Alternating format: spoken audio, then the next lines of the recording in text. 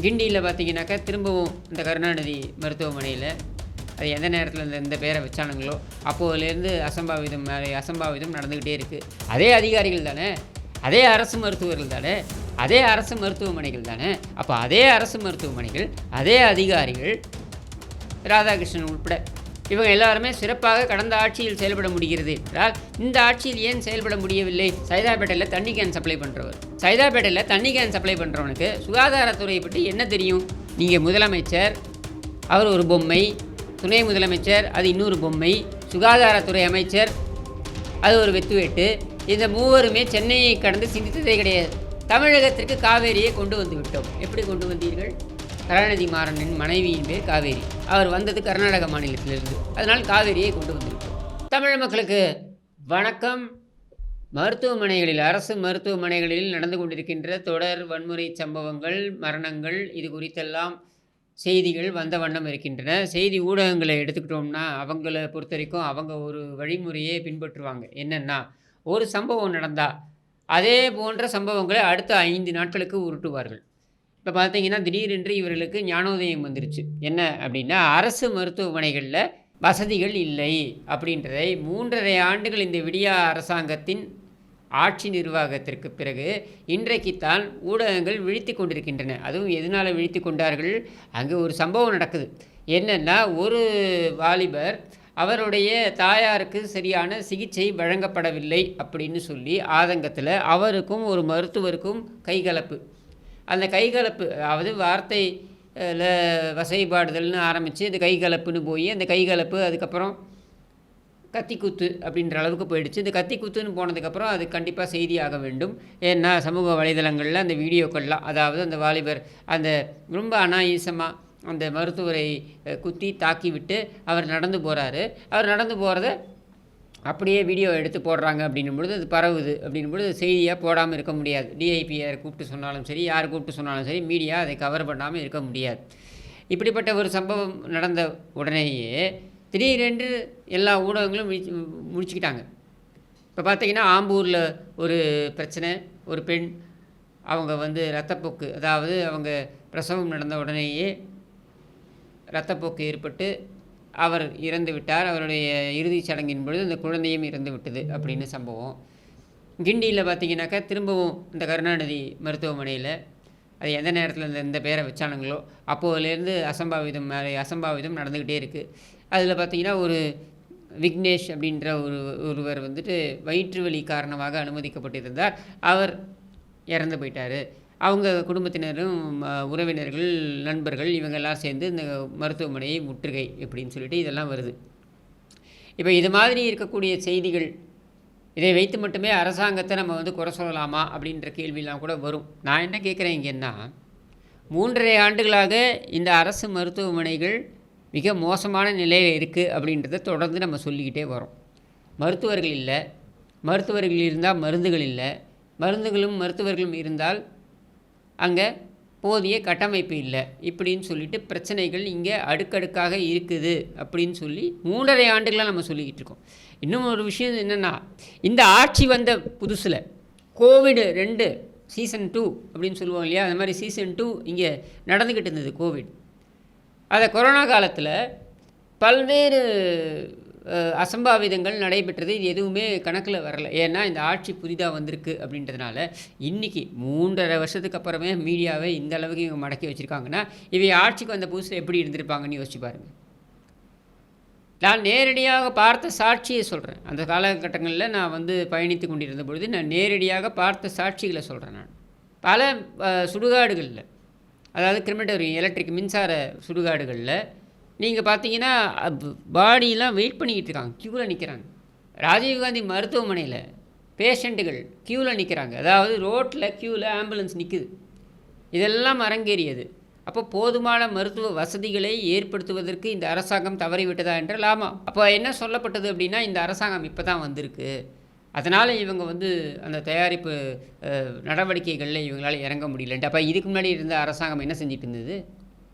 அதே அதிகாரிகள் தானே, அதே அரசு மருத்துவர்கள் தானே, அதே அரசு மருத்துவமனைகள் தானே.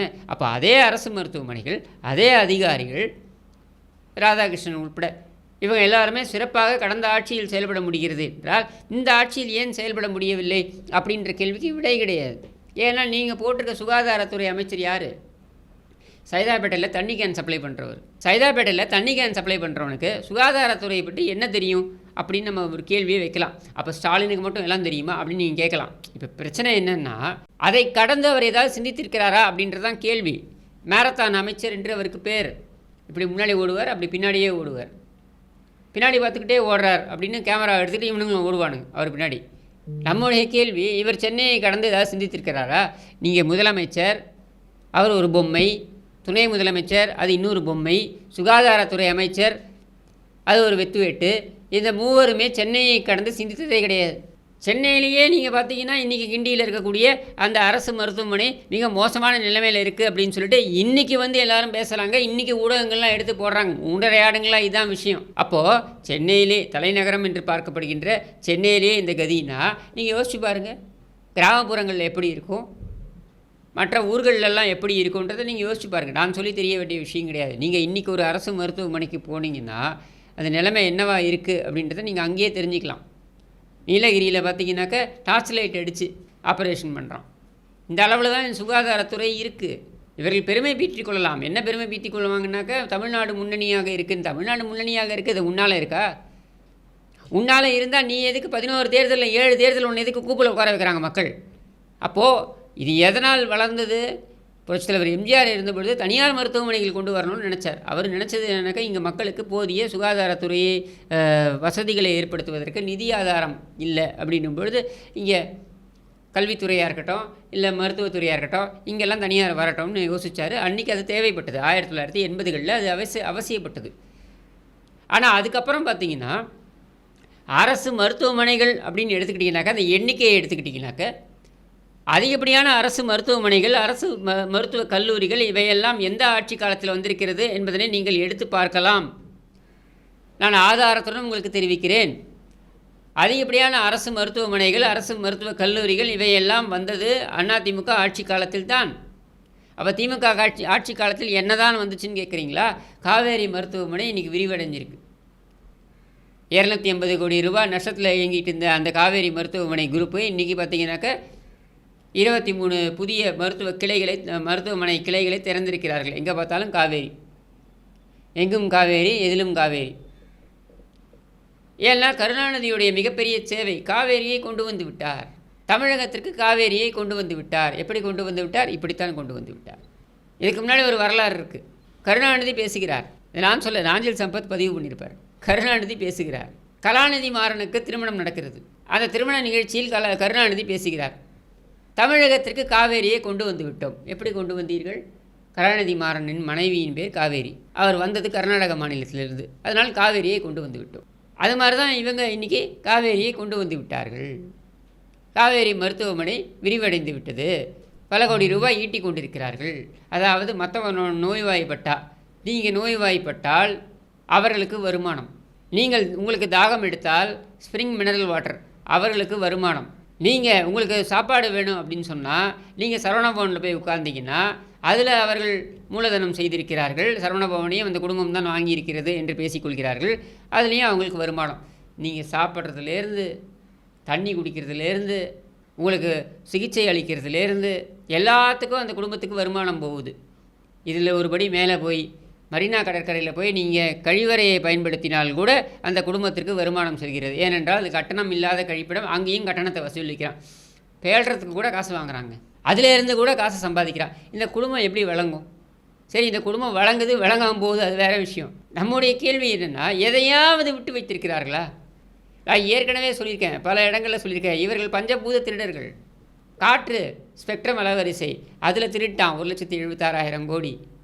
நீர் அது பார்த்திங்கன்னா சேது சமுத்திர திட்டம்லேருந்து ஸ்ப்ரிங் மினரல் வாட்டர் வரைக்கும் அதில் நல்லா கொள்ளை அடிச்சிட்டான்.